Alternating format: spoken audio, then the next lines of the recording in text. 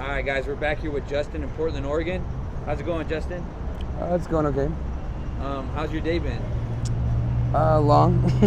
What have you been up to? I work for DoorDash. Oh, really? Yeah. I deliver for okay. DoorDash, Instacart, Roadie, pretty much any of the delivery services. Uh, So, fucked up my knee though, so. what happened to your knee?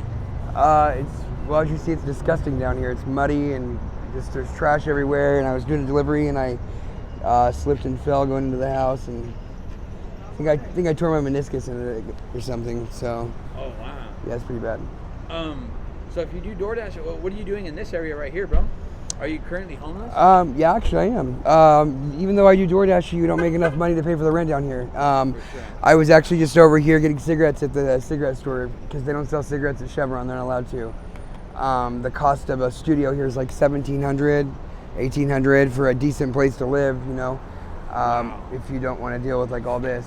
And Right. So you can't really afford that on, you know, a DoorDash income or even Grubhub or anything. Where do you sleep at night, bro? In my car. In your car? Yep. So you got a little bit better than some of the people out here, bro, for sure. Yeah, a lot of them are in tents and stuff, which I park next to two friends that sleep in tents. So sometimes I stay in with them, you know, just because a car gets a little cramped, you know. For sure. And when I can afford it, I'll stay in a hotel, you know. But I try not to do that too often because it gets expensive, you know. It's easy $100. Yeah, just for, you know. For one night? For one night, yep. So it's not really worth it. Shower at the gym, pay for a gym membership. So it's $10 a month for Planet Fitness. Are you currently on any substances? You mean like do I use? Yeah, drug use. Yeah, fentanyl. You're on fentanyl? Yep. How many pills do you do a day? I don't do pills anymore. I just do fentanyl. So it's powder. powder? Yeah. I've heard from interviewing people that they say the powder is stronger, huh? It just depends. It depends on who, I guess, wants to think that they're a chemist for the week and who's making it. You know what I mean? For sure. I don't know any of those details. I know that depending on where you buy it, depends on kind of how strong it is. So I'm pretty consistent with just the same places, same people for that reason. For sure. Because you can get stuff that's really strong, I guess, and not know it, and then you have an issue of an overdose. So. Have you ever overdosed before? No. That's good. Have you ever saved anybody from an overdose? Oh yeah. Yeah, I was on heroin for 10 years and then I had 4 years clean. And during that time, it was heroin that they overdosed from. I haven't had experience with fentanyl yet. I'm sure it's coming, you know, but I keep Narcan on me, so. That's good. Yeah. Where did you get the Narcan? So when I was released, I went to prison. I did a prison set. When I got out, the bridges had changed. They provided a bunch of Narcan for us, and I still have it from then. I haven't needed to use it, so. What'd you go to prison for? A felony charge. Oh, okay. You don't want to talk about it? Not really. I feel it, bro. It's all good.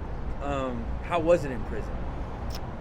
It's a different life, you know. It's lonely. Everything that is familiar is taken away, and you learn that the things that you probably really didn't pay much value to, you actually really value a lot. You know, just the simple things like waking up and being able to have a cup of coffee or take a shower when you want to, you know. For sure. Not having somebody else dictate, you know, your day.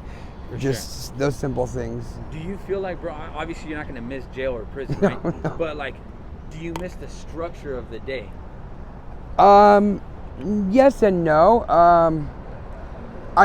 The routine of it gets really old and boring, you know, because it's just the same old shit, you know.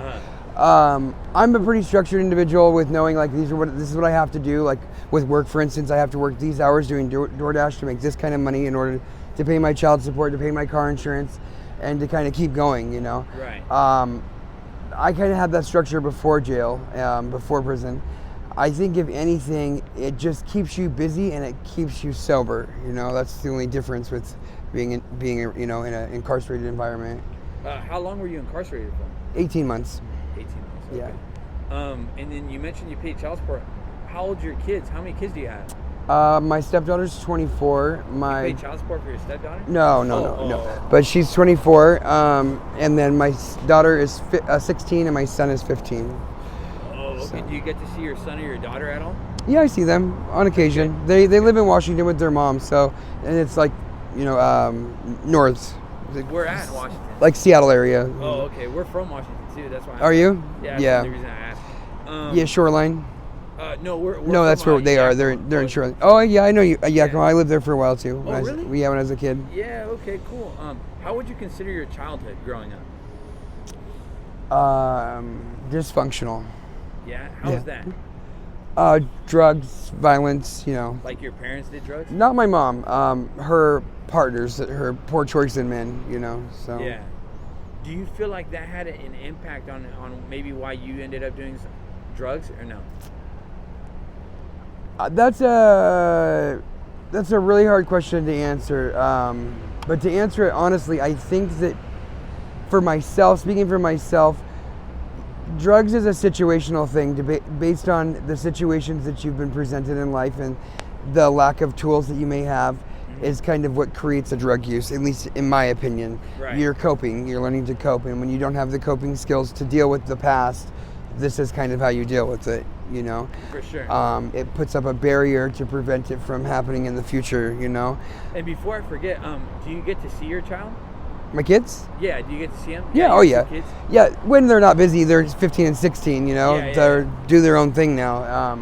They're not little no more. There's a lot going on in the environment, so sometimes I struggle between interviewing and, the surrounding area. Well, they're just busy. They, my daughter's into boys now, 16, and my son plays sports. So. Oh, okay. Yeah. Do you get to see your son play sports? Yeah, I go up there. That's awesome. My family's all up there. My mom's up there. My dad's up there. Shoreline. So, yeah. Okay. How do you feel that homeless people treat other homeless? There's such a vast variety of individuals. Anybody can suffer from homelessness. I mean, I couldn't even answer that, and I think society as a whole treats them pretty poorly. There's a stigma that goes along with it, and there's a judgment that's placed on it immediately. Honestly, to be surprised, I'm surprised you even picked me out of the crowd, because most people don't even associate me with being homeless. They don't even assume it. Maybe it's because I'm well kept, or my clothes are clean, or whatever it is, and people have that assumption, that, oh, he must be homeless because he's got a backpack, or he's got mud on his shoes, or Right. And I think that there's a lot of judgment that goes along with it, and nobody's really gets to the root of what put them there, and why is the person staying there, Sure. Do you have a plan for eventually, like, getting your own place or anything like that, getting out of the homeless? Yeah, so I'm going to end up moving out of Portland. It's just too expensive for me here. I moved here from LA, and I did auto finance, and due to my poor decisions of the felony charge, I can't work in the same line of work, which is why I do DoorDash. So with that being said, I need to live somewhere where I can live within my means, For sure. And so maybe Vancouver or something like that. Maybe back into a sober living, I don't want to forever use. That's not my thing. But this is my first relapse in 4 years. So I kind of just going with it day by day, thankful that I'm alive. And what kind of work did you used to do before? Auto finance. Auto finance? Yeah. I was a finance director. Oh, wow. You must have gotten paid good doing that. Yeah. Dang. Helped fuel the drugs, What's that? It helped fuel the ability to pay for drugs. Yeah, for sure. What message do you have for your family or friends if they end up seeing this video?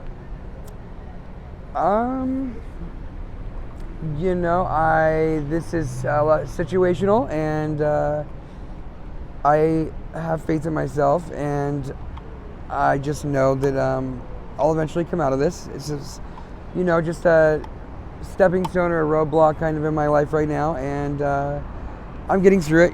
It's not as bad this time around because I have tools I didn't have the first time when I was out here, so that's really beneficial. Just out of curiosity, how many hours do you do a DoorDash a day that for you to consider that you can make it? So I wake up and do about the morning rush. I'll do till about 7 to 8, 9 o'clock. And then lunch doesn't start until 11 to about 3, and then I end that about 3:30, start again around, say, 5:36, and I will run that until 10 o'clock at night. So it right just... now you're kind of like on break or something?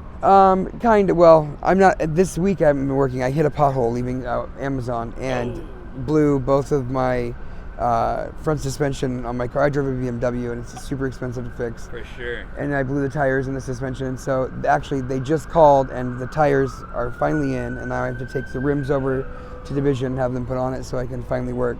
That's good. Yeah, it's gonna suck. No check this week, so. Dang. Would you be okay with me doing a follow-up in the future? Sure, yeah. I appreciate it. Yeah. And would you be okay with me posting this on my YouTube channel? Yeah, it's fine. Awesome. Thank you, sir.